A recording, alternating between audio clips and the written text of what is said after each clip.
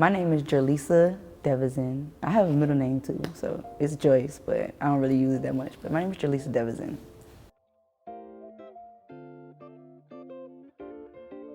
I am from New Orleans, Louisiana, Lower Ninth Ward, and I went to high school at the illustrious McDonald 35. I'm just playing. That's what we say because it's like a high school, rivalry. But I went to high school at McDonald 35. Well, that's where I ended my high school career at, and I started doing art.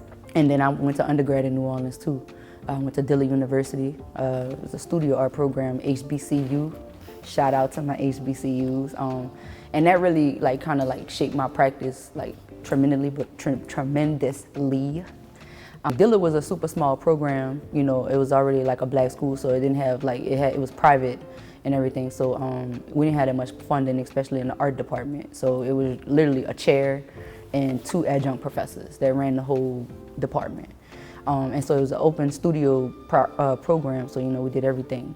And so literally it was 1 hour you doing ceramics, the next hour you doing sculpture, then you go and do printmaking the next day. And so it was so on and so forth like that. But outside of that, we, instead of learning traditional Western art history, I learned African art history. And so on top of me taking African art history classes and African world studies classes, which is Africana studies, studying the diaspora and everything, it kind of just started to inform itself in my work, but it didn't really start informing it until I went to grad school, because I was just constantly just making work about bounce culture in New Orleans when I was in undergrad, and just learning processes, and just trying to find my footing. I decided after I graduated, I didn't want to just go straight into grad school, because I wanted to once again feel my way, figure out, make sure that's what I wanted to do, and I just felt when that time would come, it would come. I needed to learn some things, and clearly I did. So in between that time, I got a residency at the John Mitchell Center in 2013, and I was completely terrified because I was the youngest resident. There, everybody had been 4 or 5 residencies and just kind of knew what was happening. So I had to embrace that, and just, learn from it. And gladly everybody accepted me and was just this is what you need to do, this is how you need to do, and just kind of laying a lot of foundations, That was the first time I had real studio visits and got outside critique. And to really kind of toughen your skin to understand what critique was and how to deal with that within your work, and just really just to have that space to talk about it and let your ideas grow. So that program really put me on a leap to this is where I need to be, and I'm glad that I took my time to go to grad school, because I wouldn't have had that time to figure out who I was or becoming as an artist. So 2017, I was working for a fabrication shop in 2014, right about when the residency was gonna end. And that was when I realized, between the years of 2014 and 2017, that's when I realized I don't wanna do this. I don't wanna make art for people, It was fun, it was a great learning experience, but I needed to go, I really was looking for the place that I was going to learn the most experience with what I was trying to do. And so that's what led me to SMU when I saw that they had once again, it was just my undergrad program. It was an open studio program, so you can pretty much just play and do what you want. And already, I like to play in different materials and merge them together, because just when you just articulating visually, I feel you can use so many components to do things. I started out painting, and it was just I was painting, but then I started collaging, and I was okay, I need to I was seeing things in 3D, so then that's when I just started to create things sculpturally, and I was just okay, I'm gonna do that, and that felt better, but even still now, painting, even drawing, it still informs my practice. A lot of people just don't really see it, but it still informs my sculptures and everything. So moving into SMU, I was just hit with words like the gaze and well, what are you trying to do, and all these different things that I had never discussed. I was just well, what? So that was the theory side coming in. I had these ideas of yeah, I want to talk about like Black women. I want to talk about, you know, how we're represented in the media, how we're represented in this, and how we're stereotyped. And so working with Lauren, like she kind of like help shape that. You know, like, well, you know, you need to think about, read some of this, read some of that. So as far as like the practice goes, SMU kind of like helped me a lot with that because I had never poured metal. I had never merged metal and ceramics together. And then I just started to think about things completely different, even though it was only 2 years, so I spent most of the time like learning these processes. Postgraduate is giving me more room to play and digest everything that has happened since undergrad experience up until the grad experience. And that's when I realized, because like the African art was starting to show its way in the work at SMU, but not so much, you know, like I really like dove on that afterwards because I started to really think about like what is really informing my work, what is it that I'm seeing, that I'm making visually. And it wasn't until I just started making the stuff and like saying, okay, I want to get a cowrie shell, I want to do this. And then even just looking at artists like Simone Lee and seeing the way that she used the cowrie shell and saying, okay, well, I can put this in my work, you know, that's okay. And then it started to make me think about materials and how those materials communicate, you know, very specific things and very specific experiences. So for me, it kind of just moved my thinking and my thought and my making process into a space of like, if you want to talk about Blackness in your work, and you don't want to just straight out be like, oh yeah, it's black, it's black artwork, you know. Start to think about your environment, start to think about where you come from, start to think about all those things, like what it smelled like, you know, what did it smell like when you was a child? And so I would say that my work is like self-portrait, kind of narrative based in the sense like I make from my experience, you know. I realized I've tried to make from other people's experiences and it didn't sit well with me, it didn't feel right, it didn't feel like natural, you know. So now, you know, outside of me always inserting my body in it, I kind of give you fragments, you know, so I'm always like making amendments, you know. I'm fragment, like these two pieces, like they're kind of like fragments, they're like fragmented heads almost in a sense. I speak in fragments sometimes, so I feel like, you know, that's authentic to me, like, and it's just even realizing those subtle things, like when you look at your work and you don't realize it when you make it, but you realize it when you look at it, and it's like, oh, okay, that's that, you know, I see that. After just looking at images and looking at images and looking at images, they like kind of just burned a hole into my brain, you know, and so I just started to think about like, well, what was this? And I started like thinking about Afrofuturism and like we were just talking about, really like being post certain conversations. It's just like, well, what is this gonna look like after the fact? Or like, what if I just play with this like idea of like something that doesn't exist and make it, you know? Or what does it look like to make a war helmet or a protective helmet? This one, GTF, so this actually came from a conversation when I moved out here in 2017. I had a conversation with someone who just was like, loved the way I can like style my hair because I have locks, and I guess the texture, and like kind of just like wasn't trying to like exploit my hair. Like I felt like she was coming from a genuine place, so I know she was coming from a genuine place, but it was just like, you know, almost saying like, I wish I could make your hair a texture study in my class, you know. And like, and I sat with that for a minute and I just laughed and I shook it off because I'm just like, ha ha ha, you know.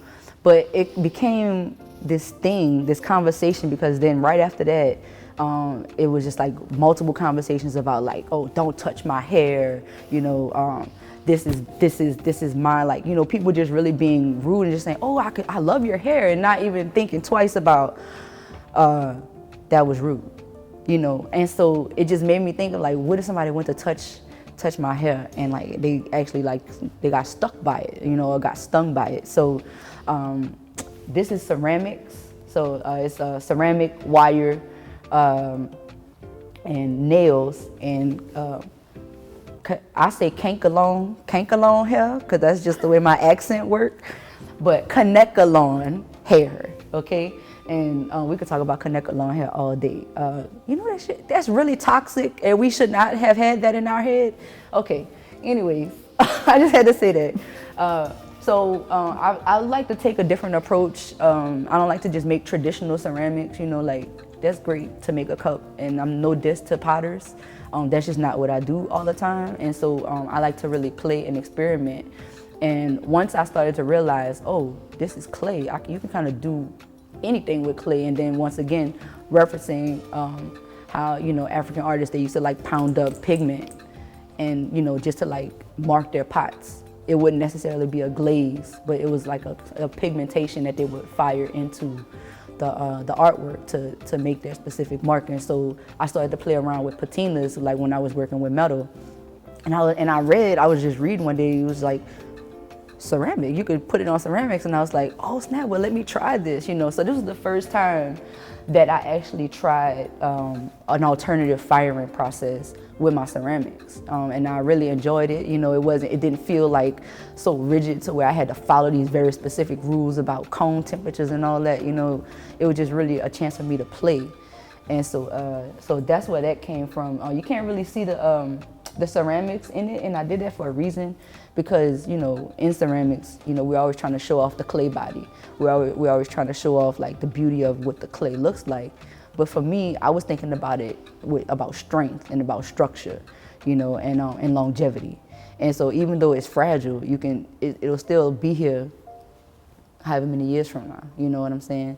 And so that's one of the reasons why I actually use clay, you know, because not only because it feels natural, but it's functional, it's representational. It references like different parts of the world, not just Africa, but just specifically the way I make it. I'm referencing African art constantly. So and it kind of looks like a contemporary war helmet. Or something, you know. So like I said, you know, I had these images in mind, but I kind of wasn't thinking about it until it was done, you know. And it was kind of just like playing on that idea, like we was talking about, like we don't have to insert trauma to everything, but it's like, how can you play on it, you know, and reference it, but like that's not the heaviness of it, you know.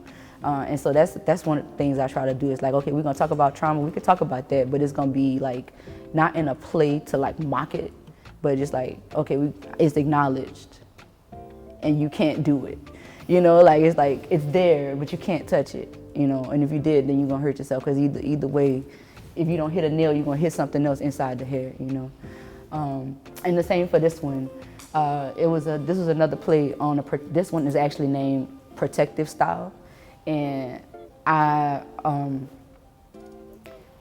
was all about showing the clay body with this one, but also just like really just giving myself that looseness of like what kind of colors are represented, what kind of textures are represented, and just thinking about the clay body itself with this piece, and just thinking about how that can present texture and color in its own. And again, this is also an alternative firing process where I smoke fired it, and I just let the ash build up on it, and then I put a patina on it afterwards, just to give it that color and just to play around with it, and just put it in a space where you go to a job and you can't have color in your head at all, you know, and just to think about that.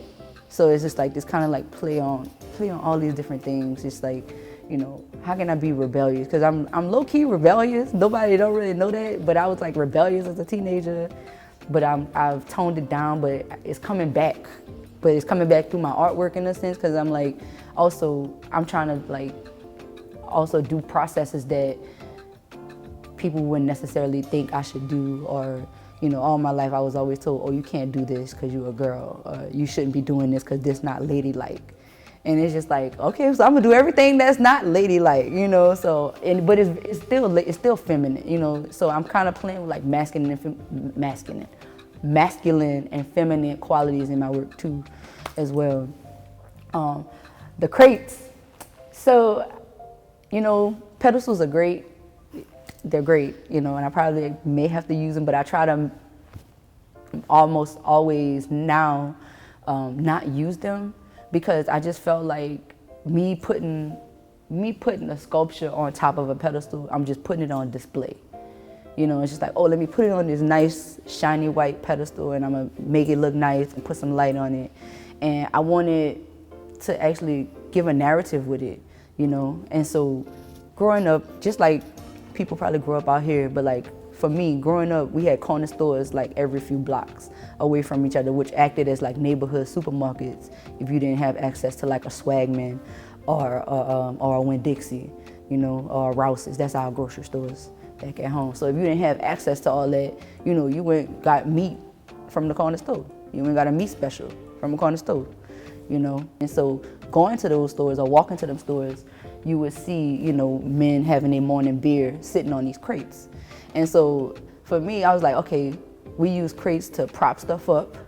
You know, we use cinder blocks to prop stuff up. And that was another thing, that's another like type of element I use for the pedestal is a cinder block, because like specifically pre-Katrina, all the houses in the lower Ninth Ward they sat on cinder blocks, like just big sections of cement blocks. And it wasn't necessarily latched onto it, you know, it was just a support. And so if I'm thinking about what am I gonna support my sculptures on, I don't just want to put it on like something that has no tie to it, you know. So for me, if I'm gonna talk about self-portrait, if I'm gonna like, you know, bring some kind of narrative in it of nostalgia or memory, then that's why I use these materials to prop up, because I've saw other ways, you know, objects were propped or raised, or you know. I think a lot about, I think a lot about color, but I don't think a lot about color. You know, like if I'm gonna use color, it's gonna be for like a very specific reason. Mm-hmm. So once again, thinking about bronze and thinking about preciousness and thinking about, you know, all of that, I was just like, okay, these are definitely not gonna be bronze. So what could I do once again to play with accessibility? Think about resourcefulness. Like I said, I used to work at a fab shop. So, you know, knowing how to make things look like, you know, just like fake things, just like how we have fake gold and like fake shoes, you know, it's just like, I'm gonna have this thing so I can feel good and I can like make it look valuable, but it really has no value at all, you know, but it's valuable at this moment, because it's the way it is. So that's why they like a fake rose gold, you know. Not that, yeah, I probably could have went and got some rose gold, but like that's not what I'm talking about.